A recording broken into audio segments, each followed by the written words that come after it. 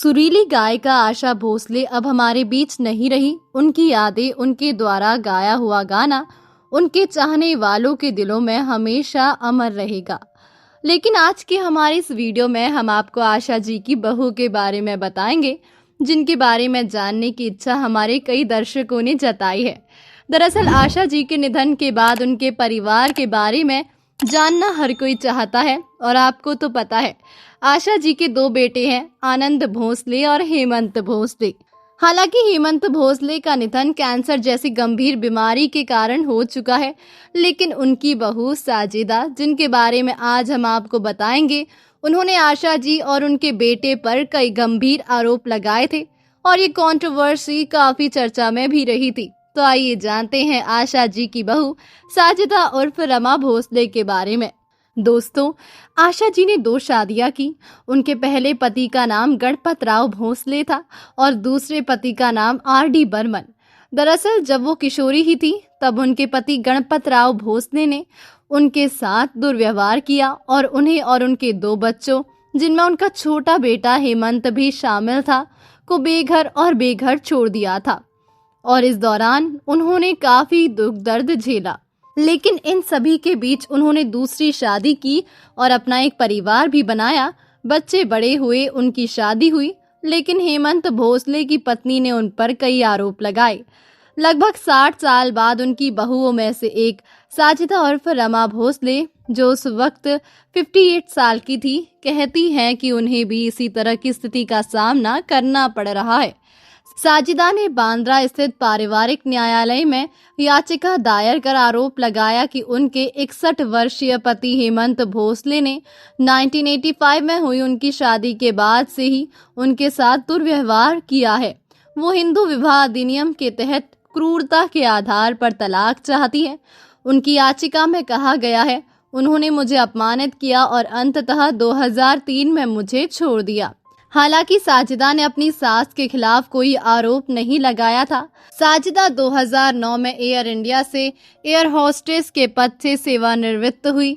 हेमंत से शादी करने के लिए उन्होंने हिंदू धर्म अपना लिया था। ये उनकी पहली और हेमंत की दूसरी शादी थी। उनका आरोप है कि हेमंत ने उन्हें उनकी मामूली पेंशन पर अपना गुजारा चलाने के लिए छोड़ दिया गया और वो 5 लाख रुपए प्रति माह के अंतरिम भरण पोषण की मांग कर रही थी। हेमंत भोसले की पत्नी साजिदा, जिन्हें रमा भोसले के नाम से भी जाना जाता है, एयर इंडिया की एक सेवानिवृत्त एयर होस्टेस थी, जिन्होंने हेमंत से शादी करने के लिए धर्म परिवर्तन किया था। उन्होंने 2010 में हेमंत पर प्रताड़ना का आरोप लगाते हुए तलाक मांगा था। हेमंत का 2015 में कैंसर से निधन हो गया। विवाह और नाम परिवर्तन। साजिदा ने हेमंत भोसले आशा भोसले के बेटे से शादी की और अपना नाम बदलकर रमा भोसले रख लिया था। तलाक की अर्जी 2010। साजिदा ने बांद्रा फैमिली कोर्ट में हेमंत पर शादी के बाद से क्रूरता का आरोप लगाया था। प्रताड़ना के आरोप। उन्होंने दावा किया था कि हेमंत ने उन्हें 2003 में घर से निकाल दिया था। आशा भोसले पर आरोप। हेमंत की मौत के बाद साजिदा ने अपनी सास आशा भोसले पर भी घर छोड़ने की धमकी देने और परेशान करने के आरोप लगाए थे। साजिदा और हेमंत भोसले का ये कानूनी मामला काफी समय तक सुर्खियों में रहा था। हालांकि अब वो अकेले और तन्हा जीवन जी रही हैं। साजिदा भोसले एक निजी जीवन जीने वाली महिला थी, लेकिन उनकी पहचान मुख्यतः हेमंत भोसले की पत्नी और आशा भोसले की बहू के रूप में सामने आई। उनका वैवाहिक जीवन काफी विवादों और कानूनी लड़ाई के कारण सुर्खियों में रहा। साजिदा मूल रूप से एक मुस्लिम परिवार से थी, लेकिन शादी से पहले उन्होंने हिंदू धर्म अपनाया और रमा भोसले नाम भी इस्तेमाल किया। उनका स्वभाव काफी प्राइवेट और लो प्रोफाइल बताया जाता है, इसीलिए उनके परिवार या शुरुआती जीवन के बारे में ज्यादा जानकारी उपलब्ध नहीं है। वो लंबे समय तक एयर इंडिया में एयर होस्टेस रही, जिससे उनकी पहचान एक स्वतंत्र और कामकाजी महिला के रूप में भी होती है। हेमंत महान गायिका आशा भोसले के बेटे हैं, इसीलिए शादी एक बड़े फिल्मी परिवार से जुड़ाव थी। शुरू में ये रिश्ता सामान्य था, लेकिन धीरे धीरे इसमें तनाव और दूरियां आने लगी। सार्वजनिक नहीं रहा। कुछ रिपोर्ट्स में संकेत मिला कि परिवार में अंदरूनी मतभेद थे, लेकिन इस पर खुलकर कभी ज्यादा बयान नहीं दिए गए। कुल मिलाकर वो इस परिवार में पूरी तरह एडजस्ट नहीं कर पाई, ऐसा मीडिया में माना जाता है। वो हमेशा लाइमलाइट से दूर रहना पसंद करती थी, इसीलिए आज भी उनके बारे में बहुत कम जानकारी मिलती है।